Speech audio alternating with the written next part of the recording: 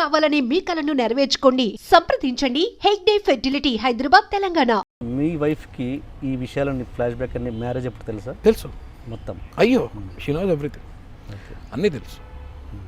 తను non veg తిందు, నేను నాన్ వెజ్ తింటాను చెప్పాను క్లియర్గా. నాన్ వెజ్ తింటాను అంటే నేనైతే కుక్ చేయలేను, నాకు రాదనింది. లేదు, నాకు అవసరం లేదు, కుక్ చేయాల్సిన అవసరం లేదు. పాపం నేను పెళ్ళైన తర్వాత నేర్చుకుంది. తను నాన్ వెజ్ అని దగ్గర కూడా. ఈ విషయంలో మతం మీద ఏం కోపం? మనిషి మీద మాత్రమే కోపం, మతం మీద ఏమన్నా కోపం నాకు ఎందుకు ఉంటుంది? నాకు లేదు. నాకు ముస్లిం ఫ్రెండ్స్ ఉన్నారు, వాళ్ళతో రోజా చేస్తాను. అంటే లక్ ఏంటంటే ఎలా వచ్చిందంటే, నేను పుట్టింది ముస్లిం అండ్ బ్రాహ్మణ్ ఫ్యామిలీలో, చదివిందంతా క్రిస్టియన్ మిషనరీ స్కూల్లో. అది సెంట్రల్ ఆషిస్ అనేది వైజాగ్లో. సెంట్రల్ ఆషిస్ ఇస్ మై ఫస్ట్ స్కూల్. జరుగుతాయి మామూలుగా. ఏంటంటే ఒక కులం వాడు ఒక పని చేయంగానే ఆ కులం మీద ద్వేషం చూపిస్తాం మనం, ఒక మతం మీద ద్వేషం చూపిస్తాం. అలా నీకు పర్సనల్గా నీకు లాస్ అయ్యావు కాబట్టి. నాకు రిలీజియన్ గురించి ఎవరైనా ఎత్తితే కోపం.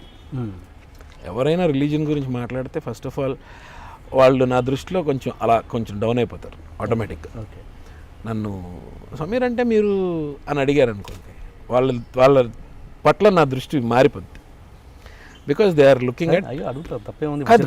అడిగారు కదా, అడిగారు, కరెక్టే ఉంటుంది. బట్ ఏంటంటే నాకు రిలీజియన్ గురించి అడిగినప్పుడు నాకు ఒకలాంటి ఎందుకు అడుగుతారు అసలు రిలీజియన్ గురించి అని నాకు ఒక ఇది. అంటే నేను ఒక్కడిని, బికాజ్ నేను ఈ 2 రిలీజియన్స్కి సంబంధించిన వాడిని అని చెప్పి నాకు ఇది వచ్చిందో ఏమో నాకు తెలియదు. మేబీ అయి ఉండొచ్చు. But still I don't ask anybody. If anybody asks I will feel uncomfortable. అంటే ఇప్పుడు ద్వేషం ఇక్కడ మనిషి మీదే తప్ప మతం మీద అస్సలు.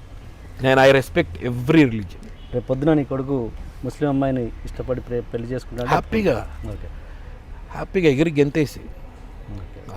నేను అసలు అడగను వాట్ ఈజ్ అమ్మాయి నీకు నచ్చింది, ఫినిష్. ఇప్పుడు ఎప్పుడైనా సరే నచ్చిన వాళ్ళకి ఇచ్చి పెళ్లి చేస్తే బెస్ట్. ఎందుకంటే అది అడిగి ప్లస్ అయినా ప్రాబ్లం వాడిదే, మైనస్ అయినా ప్రాబ్లం వాడిదే.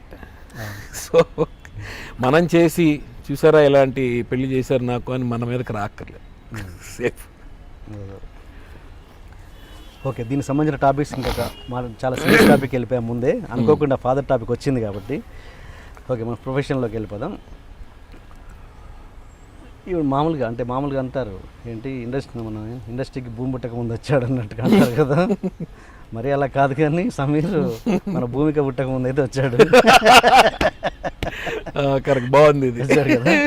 వచ్చాడు కాబట్టి అంటే చాలా సీరియళ్ళల్లో హీరోగా చేసావు, బాగుంది, అంత బాగుంది. ఇక్కడ కూడా క్యారెక్టర్స్ చేస్తున్నావు, కానీ ఎక్కడో స్టాంప్ వేసే క్యారెక్టర్స్ మాత్రం సమీర్ ఇప్పటివరకు చేయలేదు.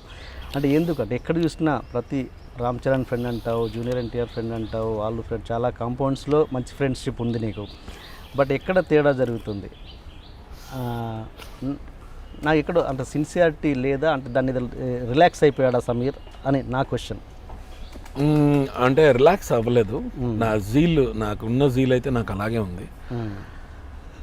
నాలో ఉన్న ఒక డ్రాబ్యాక్ ఏంటంటే, ఫస్ట్ నుంచి ఉన్న డ్రాబ్యాక్ ఏంటంటే, నేను వచ్చినట్టు చేసుకుని వెళ్దాం because of my financial situation.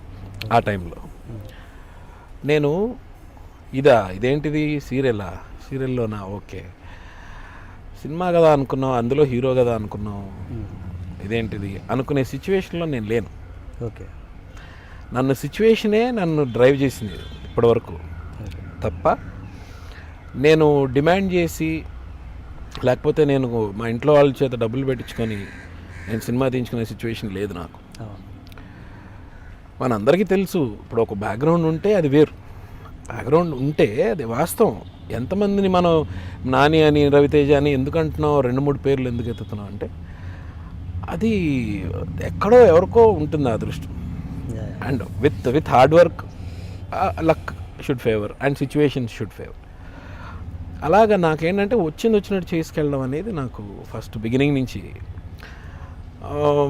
నన్ను ఇప్పటికీ చాలామంది అడుగుతారు, నువ్వు హైట్ ఉన్నావు, బాగున్నావు, హీరోగా ఎందుకు చేయలేదు అని.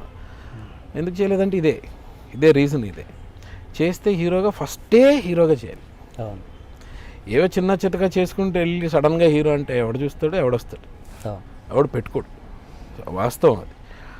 నన్ను ఒక పెద్ద ఆయన అయితే నాకు నువ్వు చెయ్యి, నాకు నువ్వు హీరోగా చెయ్యి, నేను డబ్బులు పెడతాను అని ఒక స్టేజ్లో నన్ను అడిగారు. నాకేం పోయింది, ఆయన డబ్బులు పెడతాన్నప్పుడు ఆయన చాలా పెద్ద ఆయన, ఈజ్ అన్ ఇండస్ట్రియలిస్ట్, వాళ్ళకి వేరియస్ కంపెనీస్ ఉన్నాయి, ఆయనకి నేనంటే ఇష్టం, ప్రత్యేకమైన ఇష్టం. నువ్వు హీరోగా చేస్తా అంటే నేను పెడతాను సమయం, పెద్ద బడ్జెట్ పెడతానన్నారు. అది కూడా చిన్నది, ఊరికే 2 కోట్లు 3 కోట్లు కాదు, పెద్ద బడ్జెటే పెడతాను, నువ్వు సెట్ చేసుకో, మిగిలిందంతా డైరెక్టర్ కానీ స్టోరీ ఇంకోటి నువ్వు సెట్ చేసుకొని ఒక స్టేజ్లో నన్ను అడిగారు. అడిగితే నాకు డైరెక్షన్ ఇంట్రెస్ట్, నేను డైరెక్ట్ చేస్తాను కావాలంటే. ఎప్పటి సంగతి ఇది? ఇది జరిగి ఒక 10 years బ్యాక్, 10-12 years బ్యాక్. నేను డైరెక్ట్ చేస్తాను, నాకు డైరెక్షన్ ఇంట్రెస్ట్, ఆ విధంగా కావాలంటే నేను ప్లాన్ చేసుకుంటాను, హీరోగా మాత్రం నన్ను పెట్టి వద్దండి, because I know practically it won't work out, వద్దని నేనే చెప్పాను ఓపెన్గా. అంటే ఎందుకు వర్కౌట్ అవ్వదు అని అడగొచ్చు. ఇప్పుడు మనకంటే ఇక్కడ యంగ్ హీరోస్ అది మనకు హాలీవుడ్ మొత్తం అంతా కూడా ఏజ్డ్ హీరోస్ చాలామంది ఉన్నారు, చాలామంది. సో అలాంటి సబ్జెక్టులు కూడా తీసుకొని చేయొచ్చు కావాలంటే, but I did not want to waste someone else's money. So అందుకని ఇంకా నేను వచ్చిందే చేసుకుంటూ వెళ్ళా అంతే. ఓకే.